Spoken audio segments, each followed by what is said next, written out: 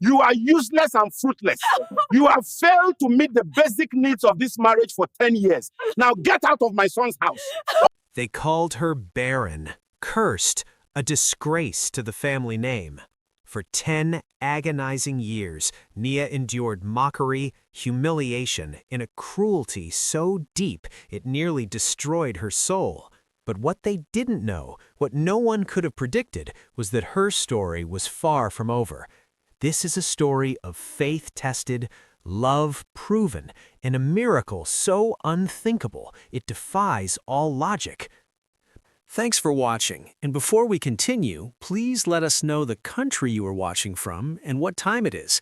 It's a wonderful thing connecting with you all. And if you love powerful stories of faith and justice, smash that subscribe button, hit the like, and share this with someone who needs hope today. Thanks, and God bless you as you do so. Nia Hartley stood by the window of her modest home, watching neighborhood children play in the dusty street below. Her hand instinctively moved to her flat stomach, a gesture that had become as natural as breathing over the past 3 years of marriage. Inside, her husband Nelson sat reviewing hospital reports for what felt like the 100th time. Each document told the same story. Both of them were perfectly healthy, perfectly capable. Yet their home remained eerily quiet, absent of the laughter and chaos that filled their neighbors' houses. "The doctor said there's nothing wrong," Nelson murmured, more to himself than to her. Nia turned from the window, forcing a smile that didn't reach her eyes. "Then why, Nelson? Why hasn't God blessed us?" The question hung in the air like smoke. That evening, they were invited to Nelson's family dinner, a weekly tradition Nia had come to dread. The moment they arrived, Nelson's father, Gerald Hartley, was waiting at the door, his face twisted in barely concealed disgust. "Still just the two of you, I see. 3 years, Nelson. 3 years, and not even a miscarriage to show for it." Nelson's jaw tightened. "Father, please." "Please what? Your brother already has 2 children. What kind of wife did you bring into this family?" Nia's eyes burned, but she refused to let the tears fall. Not yet. What Nia didn't know was that this dinner was just the beginning. Before the tears, before the shame, before his father's cruelty tore them apart, there was a moment when Nelson looked at Nia across a crowded room and knew she was the one. Back then, they believed love could conquer anything. They were wrong. 7 years earlier, Nia had been a bright-eyed young woman working in a bustling downtown cafe. She was an orphan, raised in a modest group home, but her smile could light up the darkest corner of any room. Nelson was different from the other customers. He didn't bark orders or scroll through his phone while she took his order. He asked her name. He asked about her day. He noticed when she seemed tired. "You have kind eyes," he told her one afternoon, and Nia felt something shift in her chest. Within months, they were inseparable. Nelson would wait for her shift to end, walking her home through lamplit streets, talking about everything and nothing. "Marry me," Nelson said 6 months later, dropping to one knee in that same cafe where they'd met. Nia's hands flew to her mouth. "Your family, they don't even know me. I have no parents, Nelson, no dowry, no—" "I don't care about any of that," he interrupted, his eyes fierce with certainty. "I want you, just you." The wedding was small but beautiful. Nelson's family attended, though his father Gerald wore his disapproval like a second suit. His mother offered a tight smile. His older brother Marcus barely acknowledged Nia's existence, but none of it mattered, not that day. That day, as they danced under string lights, Nia whispered, "We're going to be so happy." Nelson pulled her closer, breathing in the scent of her hair. "We'll fill our home with children, so many children." They had no idea those words would become a curse. 1 year passed, then 2. Their bedroom, once filled with hope and whispered prayers, became a shrine of disappointment. Every negative test felt like a small death, and outside their door, the Hartley family was starting to ask questions. dangerous questions. Maybe you're trying too hard, Nelson's mother suggested during a family gathering, her voice sugar-coated with false concern. Some women just need to relax.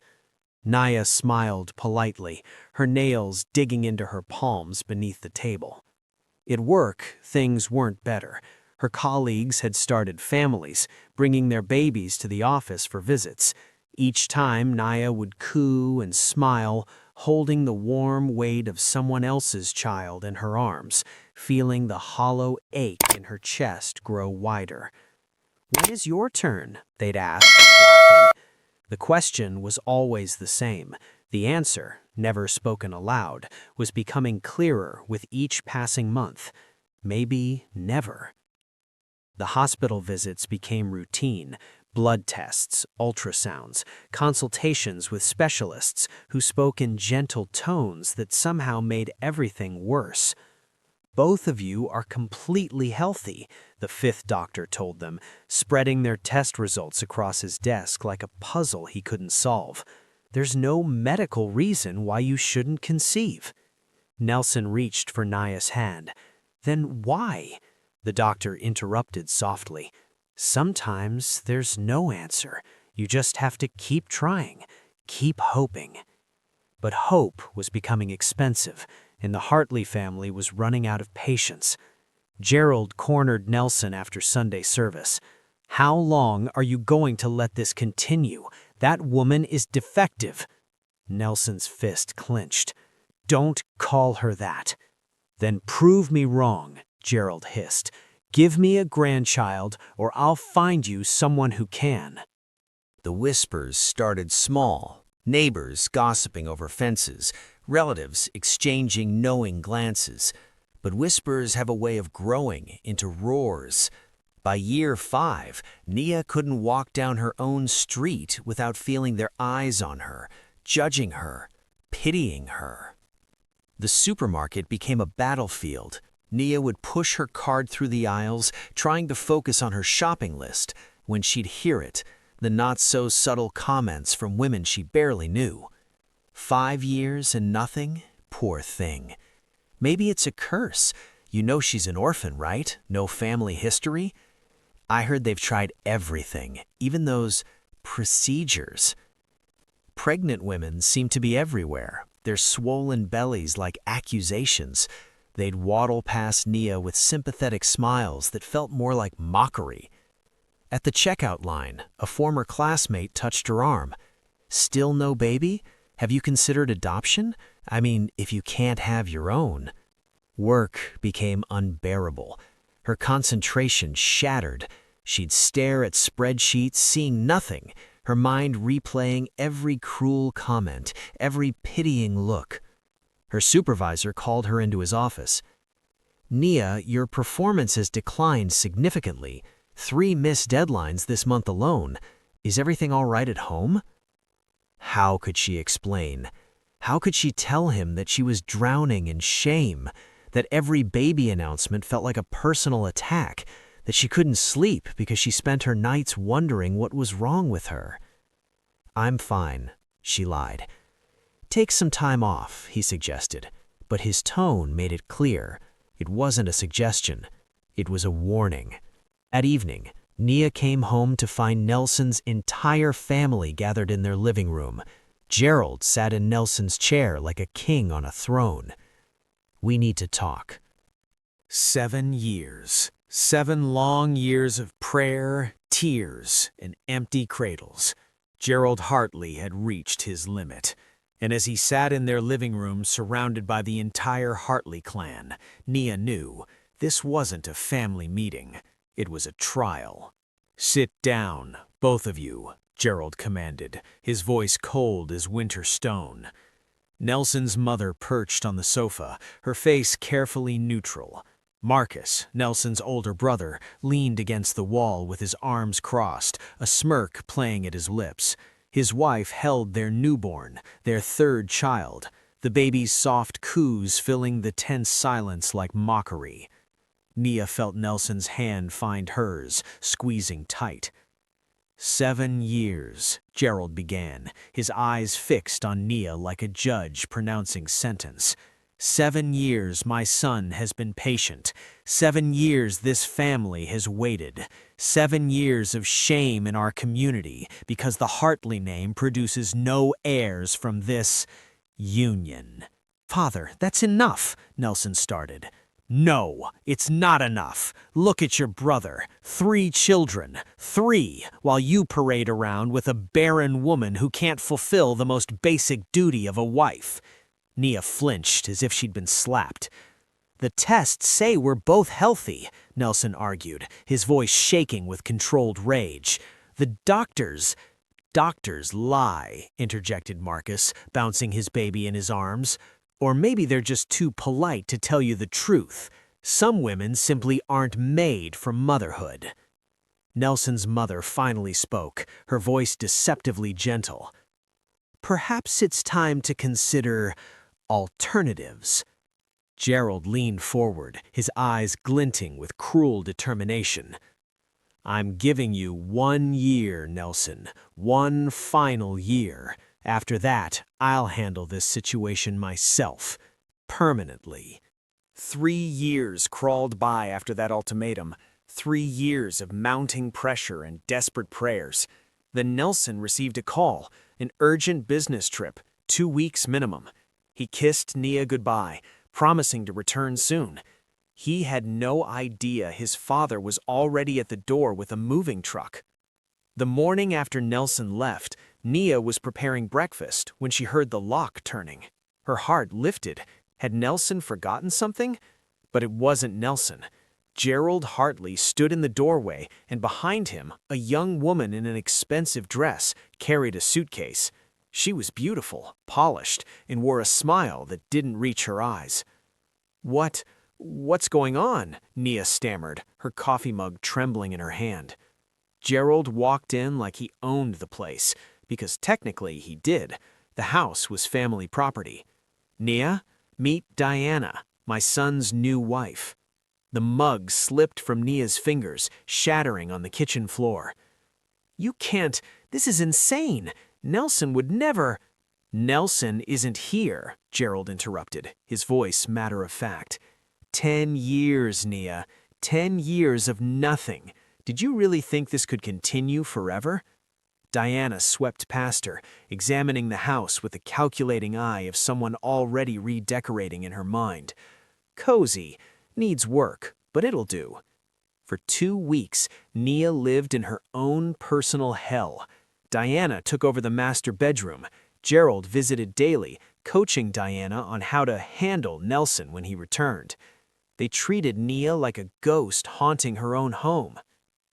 On the 13th day, Nia packed a single bag while they slept. She left her wedding ring on the kitchen counter and disappeared into the night, without a trace. Nelson returned home expecting his wife's embrace. Instead, he found a stranger in his bedroom and his father sitting in his living room like nothing was wrong. The ring on the counter told him everything. Nia was gone, and it was his family's fault. Where is she? Nelson's voice was dangerously quiet. Diana emerged from the bedroom, wearing Nia's robe, and something inside Nelson snapped. He turned to his father with a fury he'd never known he possessed. What have you done? Gerald remained calm, infuriatingly calm. I did what you were too weak to do. That woman was a curse on this family. Diana here comes from good stock. Her mother has 6 children. She'll give you sons within the year. Get out, Nelson roared.